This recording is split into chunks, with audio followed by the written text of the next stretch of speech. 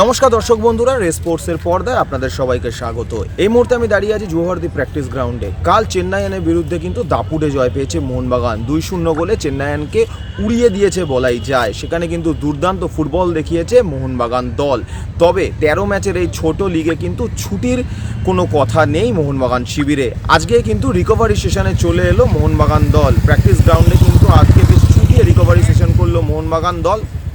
সেখানে আমরা দেখতে পেলাম যে আগের দিন প্রথম 11-এ যারা ছিলেন তারা কিন্তু রিকভারি সেশনে কিছুক্ষণ দৌড়ানোর পর এবং রিকভারি সেশন করার পর কিন্তু আস্তে আস্তে নিজেদের সাজঘরে ফিরে গেলেন। কিন্তু যারা প্রথম 11-এ ছিলেন না তারা কিন্তু আজকে বেশ অনেকক্ষণ ধরে প্র্যাকটিস করলেন। সেখানে আমরা কিন্তু দেখতে পেলাম ছোটো জায়গায় পাসিং এবং প্রেসিংয়ের প্র্যাকটিস, এবং তার সাথে সাথে তারা কিন্তু নিজেদের মধ্যে ভাগ করে নিয়ে খেলে নিলেন ম্যাচ। সব কিছুই কিন্তু নিজের নোটবুকে তুলে রাখলেন সার্জিও লোবেরা।